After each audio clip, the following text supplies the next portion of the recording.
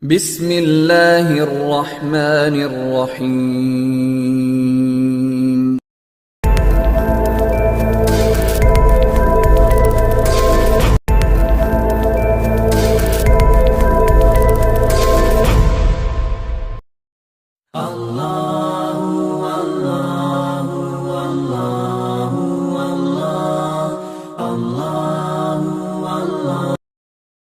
Assalamualaikum warahmatullahi wabarakatuh. Bertemu lagi bersama channel Al-Fatah Channel yang berisi cuplikan audio dan ilustrasi gambar. Jangan lupa subscribe, like, dan berikan komentar positif. Terima kasih, selamat mendengarkan. Bismillahirrahmanirrahim. Assalamualaikum warahmatullahi wabarakatuh. Innal hamdalillah nahmaduhu wa nasta'inuhu wa nastaghfiruh. Wa na'udzu billahi min shururi anfusina wa sayyiati a'malina. Man yahdihillahu fahuwal muhtad wa man yudlil falan tajida lahu waliyan mursyida. Asyhadu an la ilaha illallah wahdahu rabbi la syarika lah wa asyhadu anna Muhammadan abduhu wa rasuluhu alladzi la nabiyya ba'dah. Amma ba'du. Ma'asyiral muslimin, para pendengar dan para pemirsa dimanapun Anda berada. Alhamdulillah, di pagi hari ini Allah subhanahu wa ta'ala masih banyak memberikan nikmat kepada kita, terutama nikmat iman, nikmat Islam, nikmat di atas sunnah Nabi sallallahu alaihi wasallam dan istiqamah padanya, dan juga nikmat sehat, dan tentunya juga tak lupa nikmat kita bisa bertalabul ilmi di pagi hari ini walaupun lewat media. Salawat dan salam tak lupa kita haturkan demi keberkahan majelis di pagi hari ini kepada Rasul kita Muhammad sallallahu alaihi wasallam. Allahumma salli ala Muhammad wa ala alihi wa sahbihi wa man sara ala nahjihi ila yaumiddin. Ma'asyiral muslimin yang dimuliakan Allah subhanahu wa ta'ala. Allah subhanahu wa ta'ala berfirman, kullu nafsin dha'iqatul maut. Setiap jiwa pasti akan menghadapi kematian. Siapapun Anda. Anak kecil bisa meninggal. Orang remaja bisa meninggal. Dewasa, bahkan orang yang sudah tua bisa meninggal. Orang miskin bisa meninggal. Orang kaya juga bisa meninggal. Rakyat biasa bisa meninggal. Para pejabat pun bisa meninggal. Karena di dunia ini tidak ada yang kekal. Ma indakum tanfud wa ma indallahi baqin. Apa yang ada pada sisi kalian pasti binasa. Tetapi apa yang hanya di sisi Allah subhanahu wa ta'ala itulah yang kekal selamanya. Oleh karena itulah maka keyakinan bahwa kita akan mati harusnya menjadikan kita cerdas. Dan orang yang cerdas itu disabdakan Nabi SAW, al-kayyisu man dana nafsah wa amila lima ba'dal maut. Dan orang cerdas itu adalah orang yang senantiasa mengintrospeksi dirinya, kemudian mempersiapkan sebelum kematiannya. Dan tidak ada persiapan yang lebih baik melebihi ketakwaan kita kepada Allah subhanahu wa ta'ala. Karena Allah subhanahu wa ta'ala yang berfirman, wa tazawwadu fa inna khaira zadi taqwa. Berbekalah kalian, karena tidak ada perbekalan yang lebih baik melebihi taqwallahi azza wa jalla. Ma'asyiral muslimin yang dimuliakan Allah subhanahu wa ta'ala. Sesoleh apapun manusia, sehebat apapun amalan yang ia amalkan di dunia, seseorang tidak akan mengetahui akhir kehidupannya kecuali seorang nabi yang diberikan pilihan oleh Allah Subhanahu wa taala. Dan orang-orang yang dijamin masuk surga atas lisan Nabi sallallahu alaihi wasallam seperti Abu Bakar, Umar, Utsman, Ali, Abdurrahman bin Auf dan yang lainnya. Adapun kita-kita, umat yang jauh dari Nabi sallallahu alaihi wasallam, sehebat apapun amalan Anda, tidak akan tahu akhir kehidupan Anda seperti apa. Tidak akan tahu kematian kita diakhiri seperti apa. Makanya para ulama sering mengatakan ibrah itu bukan di mana Anda meninggal, tapi ibrah itu bagaimana kita meninggal. Ma'asyiral muslimin, para pendengar dan pemirsa Radio Hang yang dimuliakan Allah Subhanahu wa taala. Dalam sejarah ada manusia-manusia yang Allah Subhanahu wa taala takdirkan meninggal dalam posisi su'ul khatimah. Tapi ada juga orang-orang yang meninggal dalam posisi husnul khatimah. Makanya karena dalam kematian seseorang manusia terbagi menjadi dua, ada yang baik akhirnya dan ada yang buruk akhirnya. Nabi SAW senantiasa berdoa kepada Allah Azza wa Jalla, Ya muqallibal qulub, tsabbit qalbi ala dini. Wahai zat yang membolak-balikan hati manusia, tetapkan hatiku di atas agamamu, di atas ketaatan kepadamu. Kalau Nabi SAW mengulang-ulang doa ini, padahal dia seorang Nabi, dijamin masuk surga, diberikan pilihan oleh Allah Azza wa Jalla, dia takut dan senantiasa mengulang-ulang doa ini, apatah lagi kita. Di zaman Nabi SAW, di akhir-akhir hidup beliau,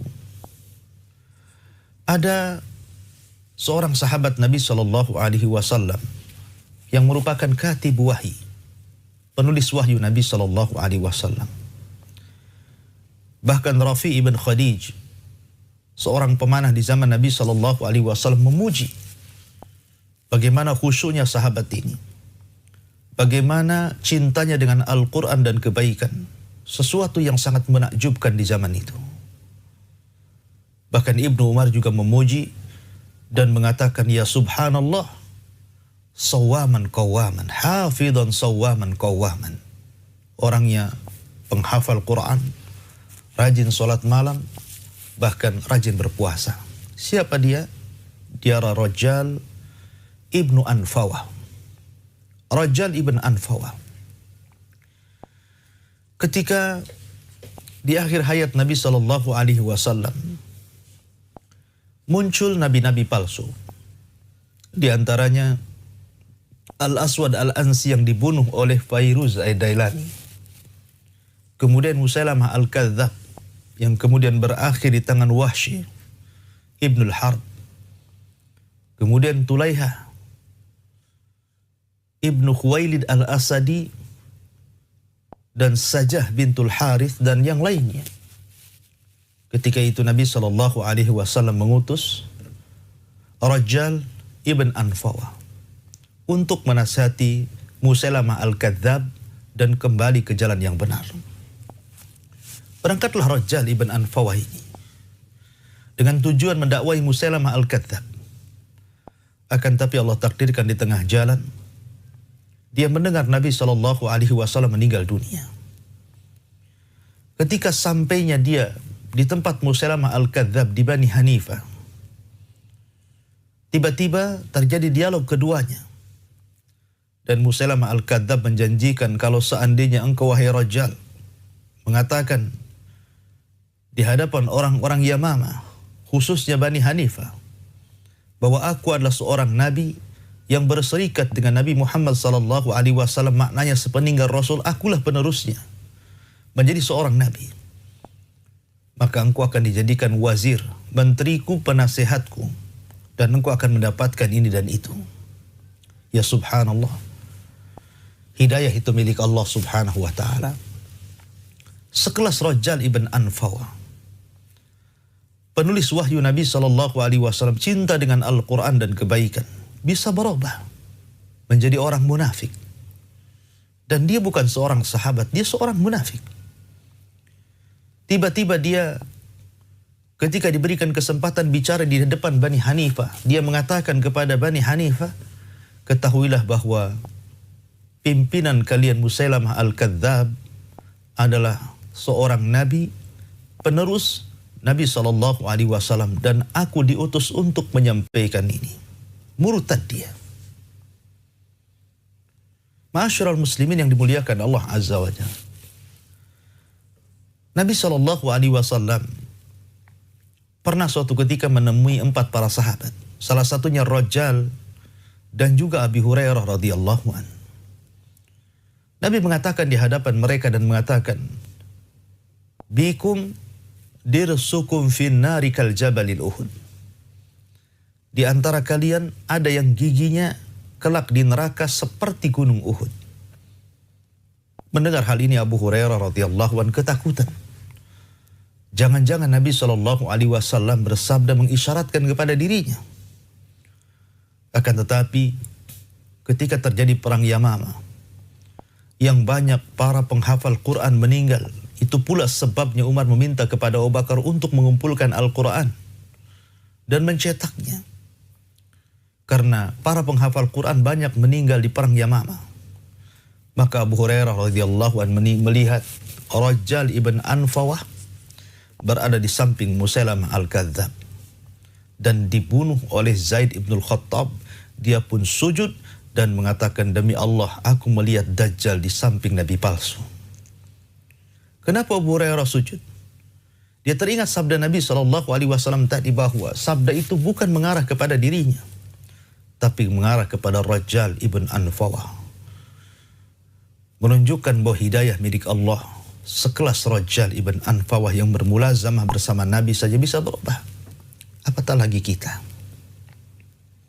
Sebaliknya, di zaman itu ada orang yang mengaku nabi palsu, namanya Tulaihah ibnu Khuwailid al-Asadi. Dia mengaku nabi palsu. Kita tahu bahwa di permulaan dakwah Nabi SAW selama 13 tahun di kota Mekah, tidak ada orang yang mengaku nabi. Ya, karena orang yang mengaku nabi di zaman itu berisiko besar. Bagaimana nabi yang jelas-jelas nabi asli saja, yang jelas-jelas manusia pilihan Allah, yang jelas-jelas dibekali mukjizat-mukjizat yang luar biasa, itu saja tidak lepas daripada ejekan, cacian, makian. Dikatakan gila, dikatakan tukang sihir, dikatakan perangkai syair, dikatakan pemecah belah umat, dikatakan pengacau, bahkan diancam untuk dibunuh. Sehingga orang takut mengaku menjadi nabi. Bahkan ketika hijrah Nabi SAW ke Madinah pun, tahun pertama, kedua, ketiga, sampai ke-8, tidak ada orang yang ngaku nabi. Karena risikonya berat. Tapi Nabi SAW seperti disebutkan dalam sejarah, setelah lama hidup di kota Madinah, kekuatan semakin bertambah, pengikut semakin banyak. Manusia mencintai Nabi SAW lebih mencintai anak mereka, orang tua mereka, harta mereka, dan orang-orang yang mereka cintai. Maka mereka memandang bahwa jadi seorang nabi itu enak. Jadi seorang nabi itu dihormati. Mulailah muncul orang-orang yang mengaku nabi palsu. Salah satunya Tulaihah ibnu Khuwailid al-Asadi. Lah, Tulaihah ini mengajak kaumnya untuk mengakui dirinya seorang nabi. Maka sepeninggal Nabi SAW, Abu Bakar As-Siddiq radhiyallahu an mengutus Khalid ibn Walid, Saifun min suyufillah, pedang dari pedang-pedang Allah Subhanahu wa taala, dengan sedikit pasukan untuk membunuhmu Tulaihah dan memerangi orang-orang yang murtad dari para pengikutnya. Berangkat Khalid. Namun sebelum keberangkatannya memerangi Tulaihah, Khalid ibn Walid mengutus Ukasa. Dan kita tahu bahwa Ukasa adalah satu di antara 70.000 sahabat yang dijanjikan masuk surga tanpa hisab dan azab. Sebagaimana sabda Nabi SAW ketika menyebutkan, di antara umatmu ada 70.000 orang yang masuk surga tanpa hisab dan azab. Kemudian disebutkan sifat-sifatnya, orang yang tidak minta ruqyah, orang yang tidak minta dikai, orang yang senantiasa tidak tatayur dan menambatkan hatinya bertawakal kepada Allah Azza wa Jalla.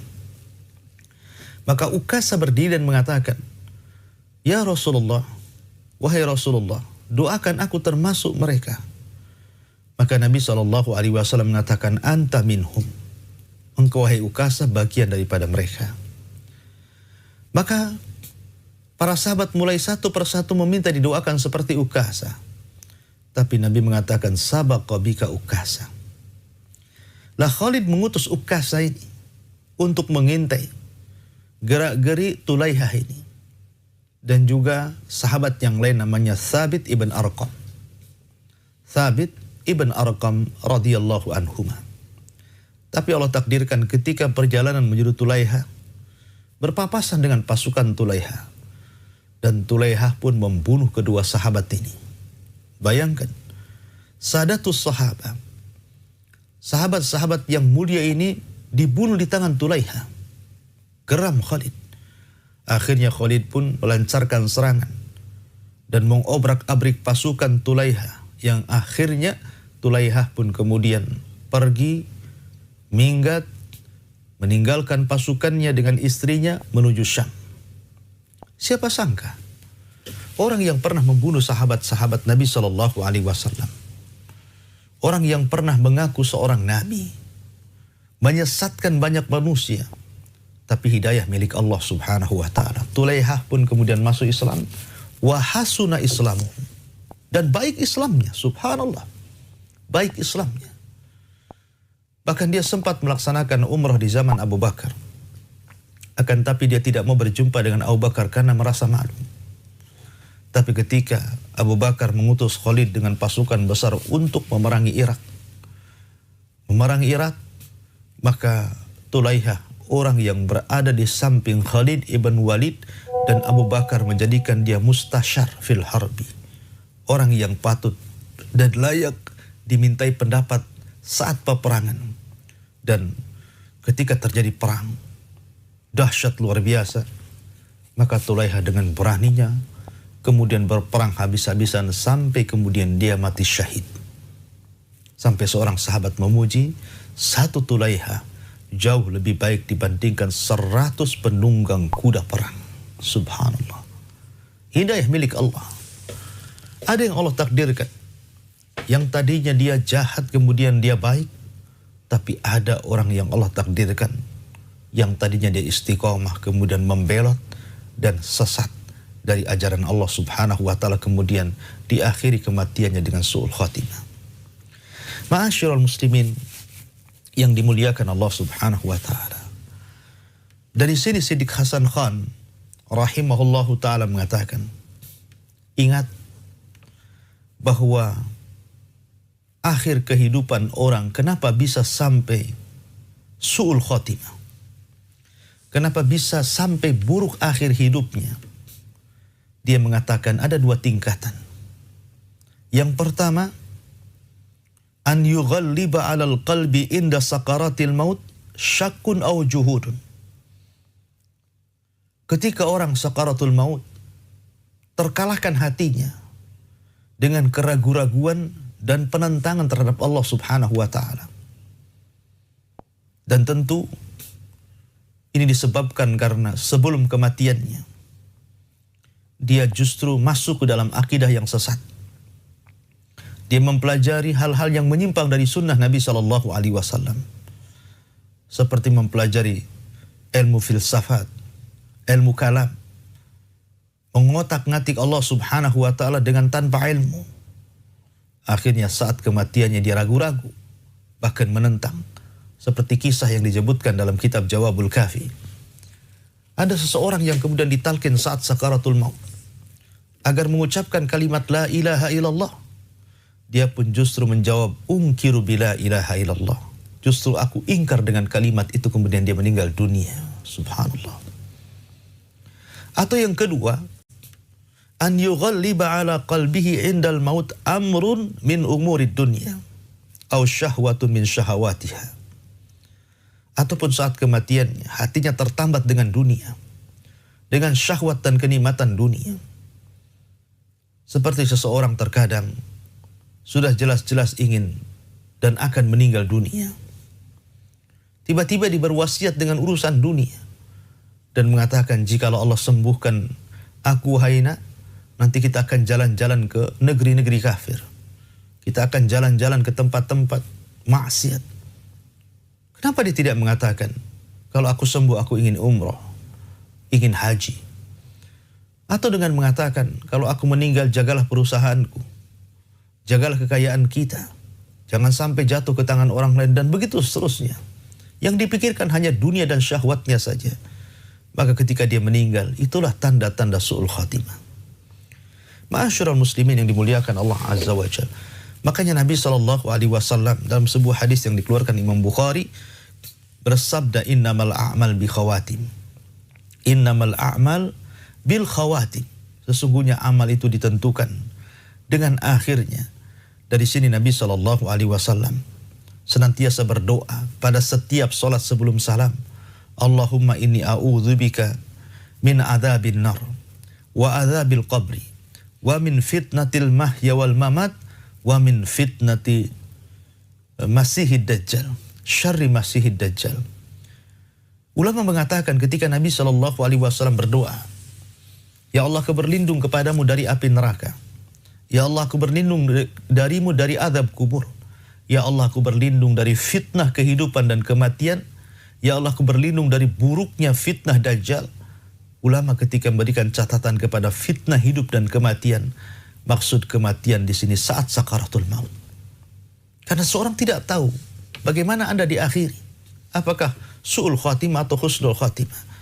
Maka Nabi SAW mengingatkan, la ta'jabu bi'amali amilin hatta tangduru bima yuhtamu lahum. Seorang jangan takjub, seorang jangan besar kepala dengan amalan yang diamalkan sampai dia bisa melihat bagaimana Allah akhiri kehidupannya. Apakah dia su'ul khatimah atau dia husnul khatimah? Ma'asyiral muslimin, para pendengar dan para pemirsa yang dimuliakan Allah Subhanahu wa taala. Dari sinilah maka dalam kehidupan ini seorang mukmin dinasihati oleh Nabi SAW untuk memandang semua hal itu baik bagi hidupnya. Bagi seorang mukmin, apakah dia fakir ataupun kaya, fakir boleh jadi itu kebaikan padanya, kaya begitu juga sama. Sakit ataupun sehat, sakit bagi seorang mukmin boleh jadi itu kebaikan bagi dia, sehat pun boleh jadi itu kebaikan bagi dia. Susah senang juga sama, susah boleh jadi itu kebaikan bagi dia. Wa asa an takrahu syai'an wa huwa khairul lakum, boleh jadi sesuatu yang Anda anggap benci itu sebuah kebaikan bagi Anda, atau senang juga itu sebuah kebaikan bagi dia.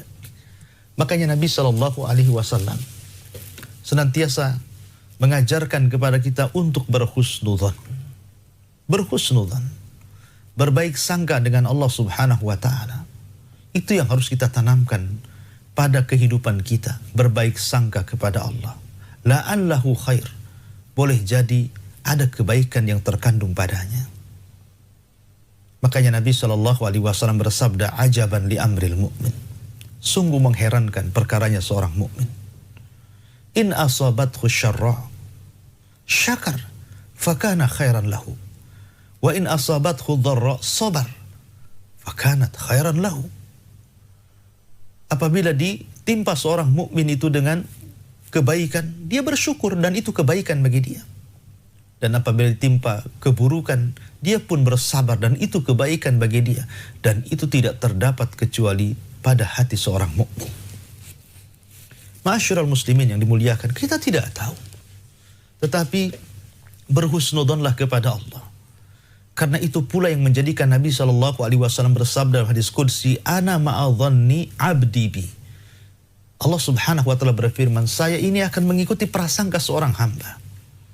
Makanya saat seseorang sakit parah, dan ini yang disenangi syaitan, maka syaitan akan terus memberikan was-was. Maka orang sakit itu dekat dengan syaitan. Karena biasanya orang sakit itu mudah putus asa. Apalagi sakitnya sudah parah, menyibukkan manusia, melihat apakah Rabbmu itu adil atau zalim. Apakah Rabbmu itu adil ataukah zalim. Subhanallah, dia mengatakan seperti itu. Apakah Tuhan kita ini adil atau zalim, katanya. Maka Nabi Daud alaihi salatu wassalam mengatakan, bala adalun. Bahkan Rabb kita ini adil. Tidak pernah zalim. Tidak pernah menimpakan sebuah musibah di luar kesanggupan kita. Akhirnya kemudian ibu ini pergi dengan kecewa karena tidak mendapatkan jawaban yang pas. Karena ibu ini merasa hidupnya sudah susah. Kemudian sesampainya di rumah baru dia sadar. Kemudian dia sabar. Maka ibu ini kerjanya menenun. Lah tenunan itu terkadang selesai 3 hari, kemudian dijual hanya untuk mengganjal lapar dia dan anak-anaknya. Suatu ketika dia menenun, sudah selesai 3 hari. Tiba-tiba tenunannya diambil burung. Dibawa terbang. Maka ibu ini teriak-teriak. Tetapi burung ini kemudian terus terbang. Akhirnya menghilang. Kemudian di tengah lautan, ada 10 orang peniaga, pedagang, berada di tengah lautan. Dan Allah Subhanahu wa ta'ala uji dengan bolongnya kapalnya sehingga terombang-ambing hampir tenggelam. Tiba-tiba datang seekor burung membawa tenunan dari atas langit. Kemudian dijatuhkan persis di bawah kapal itu. Maka orang-orang pun kemudian segera mengambilnya, kemudian menggulungnya, kemudian mengganjal di tempat bocor kapalnya itu. Akhirnya mereka diselamatkan oleh Allah Azza wa Jalla. Setelah selamat, kemudian orang-orang ini turun dan mendatangi Nabiullah Daud dan menceritakan kondisinya. Dia ingin bersyukur kepada Allah Azza wa Jal karena sudah diselamatkan Allah Azza wa Jal, dan ia ingin memberikan kepada Nabi Daud setiap satu orang 100 dinar. 100 dinar. Akhirnya Nabiullah Daud alaihi salatu wassalam melihat tenunan yang diganjalkan. Kemudian teringat dengan ibu itu. Dipanggillah ibu itu. Dan ibu itu mengatakan, demi Allah ini tenunan saya yang diambil oleh seekor burung. Akhirnya kemudian 10 peniaga ini memberikan setiap satu orang 100 dinar kepada ibu ini. Dan ibu ini akhirnya menjadi kaya. Terkadang apa yang kita anggap buruk menjadi sebuah kebaikan bagi dia. Begitulah kehidupan. Ma'asyiral muslimin yang dimuliakan Allah Azza wa Jalla. Makanya penting istiqamah. Karena hanya orang-orang yang istiqamah yang Allah Subhanahu wa ta'ala firmankan, yusabbitullahu alladhina amanu bil qawli sabit fil hayatid dunya wa fil akhirah wa yudhillullahu zalimin wa yaf'alullahu ma yasha. Allah akan teguhkan orang-orang yang beriman dengan perkataan yang mantap, baik dalam kehidupan dunia ataupun kehidupan akhirat, dan Allah akan menyesatkan orang-orang zalim, dan Allah akan berbuat sekehendaknya. Maka istiqomah itu penting, karena ini yang menjadikan husnul khotimah akhir pada kehidupan kita. Sebagaimana Allah Subhanahu wa ta'ala berfirman, innal ladzina qalu rabbuna Allah thumma istaqamu tatanazzalu alaihimul malaikah alla takhafu wa la tahzanu wa abshiru bil jannah ila akhiril ayat. Dan orang-orang yang senantiasa mengatakan Rabb kami Allah, kemudian istiqomah, maka saat kematiannya akan turun para malaikat dan membisikkan di telinganya, jangan takut, jangan sedih, berbahagialah, karena Allah Subhanahu wa ta'ala sudah menjanjikan surga bagimu. Maka mempersiapkan kehidupan sebelum kematian adalah senantiasa bertakwa kepada Allah, berhusnudon kepada Allah Subhanahu wa ta'ala, dan tentunya istiqomah dan berdoa kepada Allah Subhanahu wa ta'ala agar kita diwafatkan dalam posisi su'il khatimah. Wallahu a'lam bishawab. Ini yang bisa sampaikan, mudah-mudahan ada manfaatnya. Saya kembalikan kepada moderator, fal yatafaddal mashkur. Jazakallah khair Ustaz atas materi yang sudah disampaikan di kesempatan yang berbahagia ini. Semoga kita semuanya bisa mengambil manfaat dari apa yang telah disampaikan oleh Al-Ustaz. Baik, untuk Anda yang ingin bertanya, disilahkan Anda boleh bergabung dengan kami. Bisa menelpon secara langsung ke 081. Saya ulangi ke 0811 7006 106 atau juga bisa mengirimkan pertanyaan Anda ke 081 803 106 106. Baik Ustadz, ada pertanyaan yang sudah masuk. Saya Salman Tahulending dari Jakarta, saya seorang mu'alaf. Apakah ada doa khusus yang bisa saya panjatkan agar keluarga saya yang masih beragama lain ini bisa masuk Islam nih? Terima kasih Ustadz. Iya. Bismillahirrahmanirrahim. Salatu wassalamu ala Rasulillah. Ya. Pertanyaan yang sangat bagus sekali. Adakah doa khusus bagi keluarga Anda yang belum masuk dalam hidayah Islam? Sebenarnya tidak ada doa khusus. Akan tetapi Anda bisa berdoa dengan doa yang diajarkan Nabi SAW ketika sahabat Abi Hurairah radhiyallahu an diuji oleh Allah Subhanahu wa taala, ibundanya belum masuk Islam dan ibundanya sangat benci dengan Rasul SAW. Bahkan setiap hari mencaci maki Nabi SAW sampai Abu Hurairah terkadang menangis, sedih dengan perlakuan ibunya dan kasarnya ibunya kepada Nabi SAW. Dia berusaha mengajak kepada hidayah tetapi belum mau. Sampai suatu ketika dia melihat dan mendengar ibunya mencaci maki dengan hebat akan Nabi SAW. Akhirnya dia datang kepada Nabi SAW meminta doa dan mengatakan, "Ya Rasulullah, wahai Rasul, berdoalah kepada Allah Subhanahu wa taala agar ibuku mendapatkan hidayah." Maka Nabi SAW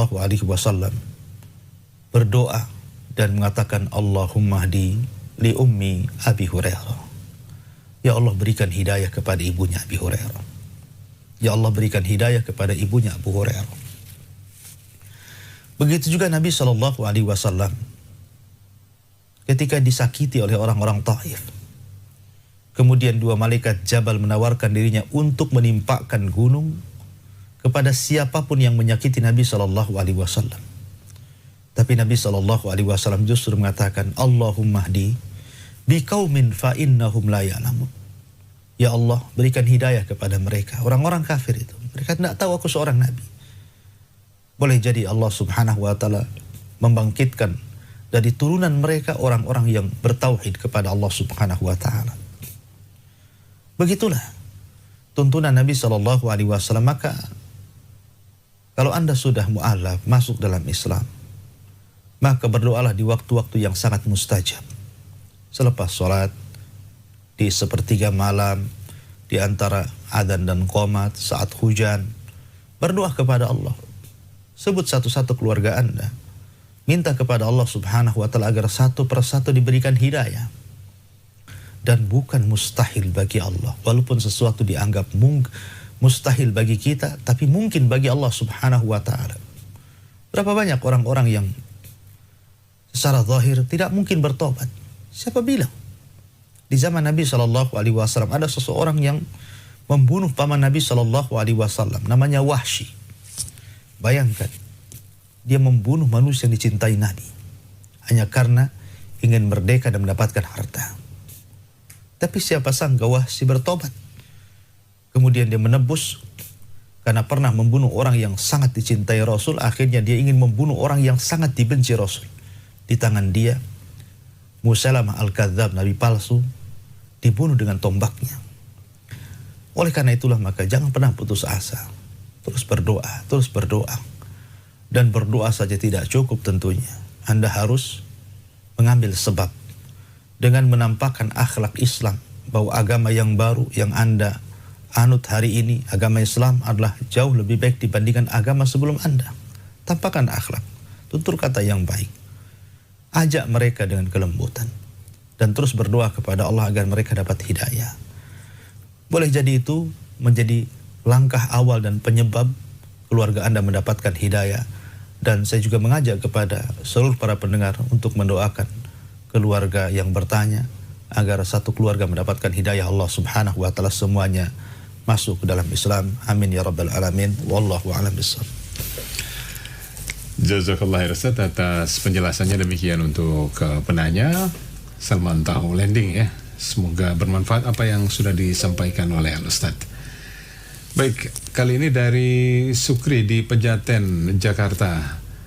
Di zaman yang penuh fitnah ini, kami mohon doakan kami agar dikuatkan iman dan Islam. Pertanyaan saya, apakah boleh kami meminta doa kepada orang alim ini Ustaz? Syukron atas jawabannya.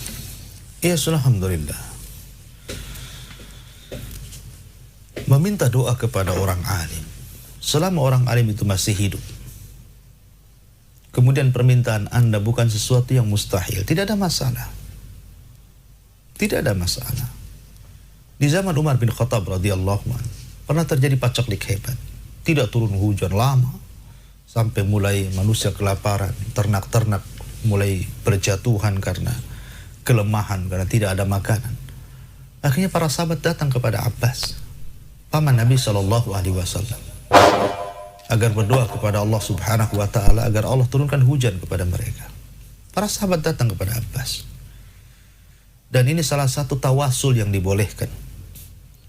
Tawasul yang dibolehkan adalah meminta doa kepada orang alim. Minta doa kepada para ulama, kepada orang saleh. Doa kebaikan bagi hidup kita.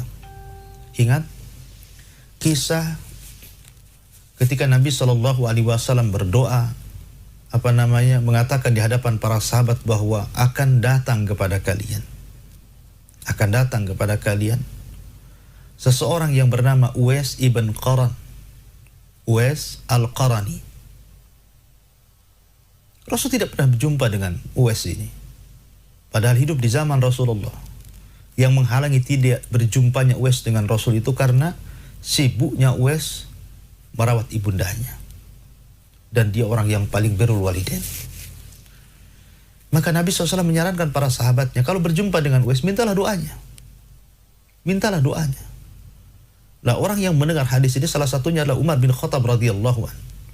Jadi sepeninggal Rasul ketika dia menjadi khalifah setelah Abu Bakar, kalau ada rombongan dari Yaman, dia selalu mengatakan afikum Uwais, afikum Uwais. Apakah ada Uwais di antara kalian? Apakah ada Uwais di antara kalian? Sampai berkali-kali rombongan haji dari Yaman tidak ada Uwais. Sampai akhirnya Allah takdirkan berjumpa pula Umar dengan Uwais pada rombongan haji yang berikutnya. Dan Umar pun meminta didoakan. Begitu juga Ali radhiyallahu anhu. Artinya meminta doa kepada orang saleh, kepada orang alim.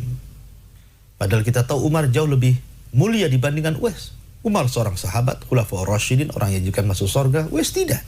Dia tabi'in, bukan sahabat. Tidak dijanjikan masuk surga. Tetapi Nabi hanya mengatakan doanya, lau aqsama 'ala Allah la abarra. Kalau dia sudah bersumpah kepada Allah, maka tidak akan meleset setiap permintaannya. Artinya di sini dibolehkan. Anda boleh datang kepada orang alim, kepada orang soleh, minta doa kebaikan kepada mereka, dan itu bentuk tawasul. Wallahu a'lam bishawab.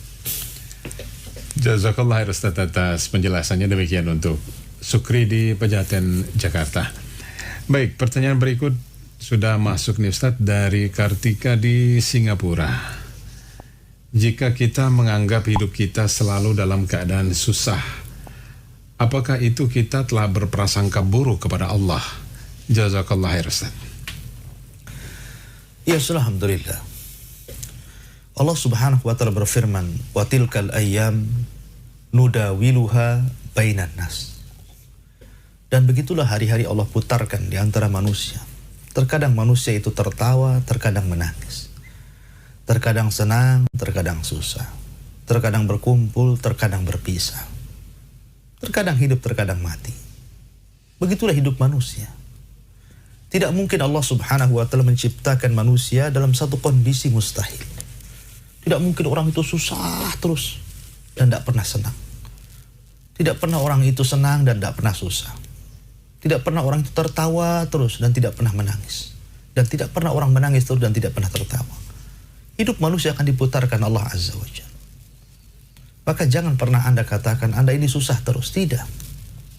Allah Subhanahu wa ta'ala membagi nikmat kepada manusia itu dengan adil. Seadil-adilnya. Seadil-adilnya Allah telah memberikan nikmat kepada manusia. Tentu dengan nikmat yang berbeda. Terkadang ada orang kaya, banyak duitnya.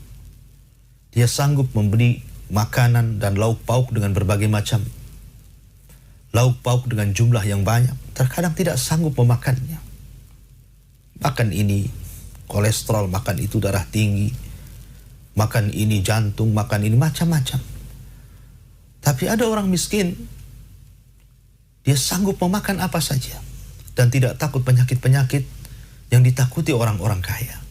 Dan dengan santainya dia bisa melahap dan menyantapnya. Artinya satu diberikan kenikmatan ini dan yang lain diberikan kenikmatan itu. Allah sudah membagi-bagi nikmat itu secara adil. Maka jangan pernah menganggap bahwa orang itu susah terus. Dan jangan kemudian orang terperdaya ketika diberikan kesenangan terus. Karena Anda akan susah. Ya. Maka ketika kemudian seseorang kemudian menyangka dirinya susah terus, apakah ini termasuk su'udhan? Ya, termasuk su'udhan. Dia telah berburuk sangka kepada Allah Subhanahu wa ta'ala. Ingat bahwa kekayaan itu adalah kaya hati. Dan kefakiran itu adalah kefakiran hati. Ketika hati ini sempit, maka dunia sempit bagi dia. Ketika hati ini lapang, maka dunia akan lapang bagi dia. Oleh karena itulah maka berdoalah kepada Allah agar dimudahkan kehidupan Anda.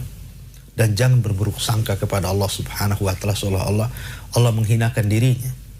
Tetapi berbaik sangkalah bahwa jangan-jangan kesusahan yang saya alami adalah bentuk untuk menggugurkan dosa, mengangkat derajat. Karena wa asa an takrahu syai'an wa huwa khairul lakum. Terkadang apa yang Anda anggap buruk bagi kehidupan Anda itu rupanya itu sebuah kebaikan bagi Anda. Yusuf alaihi salatu wassalam dimasukkan ke dalam sumur. Dijual dengan harga yang murah. Jadi budak. Kemudian dipenjara. Kemudian difitnah lagi. Dipenjara lagi. Bertahun-tahun hidup di penjara. Tapi akhirnya apa? Akhirnya wa asa an takrahu syai'an wa huwa khairul lakum. Itu kebaikan bagi Yusuf. Di akhir cerita Yusuf diangkat menjadi perdana menteri, bendaharawan Mesir. Penguasa Mesir. Ummu Salamah ditinggal meninggal suaminya. Suami yang pernah dicintainya. Bahkan ketika banyak laki-laki datang kepada Ummu Salamah menawarkan diri setelah kematian Abu Salamah, dia mengatakan tidak ada yang lebih baik daripada Abu Salamah. Siapa bilang? Rupanya selang beberapa tahun setelahnya datang Nabi SAW melamarnya. Wa asa an takrahu syai'an wa huwa khairul lakum. Terkadang apa yang Anda anggap buruk rupanya baik bagi Allah. Seorang wanita, dia memiliki penyakit ayan. Kalau datang penyakitnya tersingkap-singkap auratnya. Dia tidak tahan. Menganggap itu keburukan bagi dia. Datang dia kepada Rasulullah. Ya Rasulullah, doakan agar aku sembuh. Karena kalau aku datang penyakitku, tersingkap-singkap auratku. Maka Nabi SAW berikan pilihan, in sabarti walakil jannah. Kalau kau sabar, dapat surga. Tapi kalau tidak sabar, mungkin berdoa supaya Allah menyembuhkan penyakitmu. Dia milih sabar, subhanallah. Karena dia tahu bahwa kesabaran akan mengantarkan dia ke dalam surga. Jadi, jangan berburuk sangka kepada Allah Subhanahu wa ta'ala, tapi senantiasa tanamkan berbaik sangka dengan Allah Subhanahu wa ta'ala. Wallahu a'lam. Jazakallah khair Ustaz atas penjelasannya. Semoga bermanfaat tidak saja bagi penanya tapi juga bagi kita semuanya. Satu pertanyaan terakhir nih Ustaz dari Sabarudin di Batam nih Ustaz. Banyak tayangan di media sosial yang katanya ketika orang meninggal dalam keadaan sholat adalah husnul khatimah. Mohon penjelasannya Ustaz. Ya, alhamdulillah.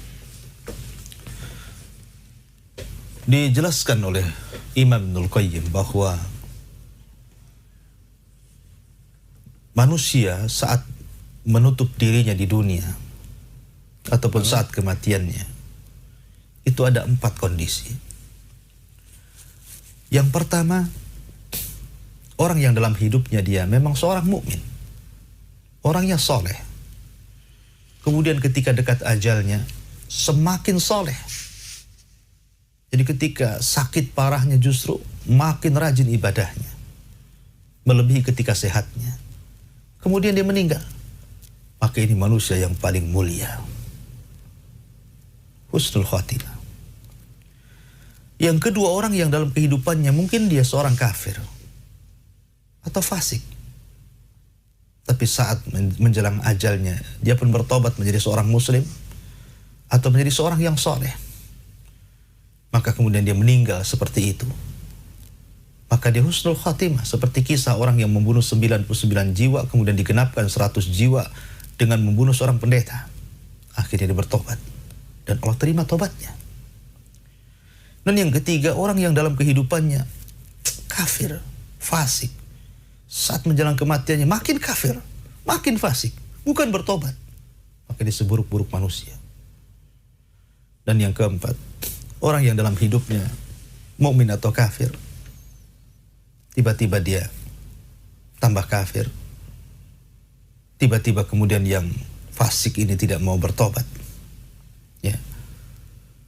Jadi dia awalnya kafir, ataupun awalnya mukmin kemudian dia kafir, atau dia seorang yang soleh kemudian fasik, kemudian dia meninggal seperti itu, maka ini su'ul khatimah. Itulah 4 keadaan. Dan ulama menggolongkan ketika bicara tentang tanda-tanda alamah husnul khatimah adalah yang zahir. Salah satunya adalah meninggal di tempat-tempat ibadah saat beribadah kepada Allah Azza wa Jalla. Karena ingat, seseorang itu meninggal sesuai dengan kebiasaannya. Kalau Anda diberikan kesukaan untuk sholat, dimudahkan untuk sholat, senang dengan sholat, sholat wajib, sholat malam, sholat sunnah, senang rasanya Anda. Disenangkan dengan sholat. Kemudian Anda senantiasa berdoa, ya Allah, amitni ala sholat, matikan aku dalam kondisi sholat. Maka orang itu diwafatkan dalam kebiasaan sehari-harinya. Tapi Anda kalau gemar maksiat, gemar melakukan dosa besar, maka boleh jadi Anda akan meninggal seperti itu. Karena orang akan dibangkitkan sesuai dengan kebiasaan hidup di dunia. Kalau pertanyaannya apakah seseorang ketika sholat meninggal dunia ini tanda-tanda husnul khatimah, bisa jadi. Itu penjelasan para ulama. Wallahu a'lam. Terima kasih udah menonton channel Al-Fat. Semoga memberikan manfaat bagi kita semua. Amin.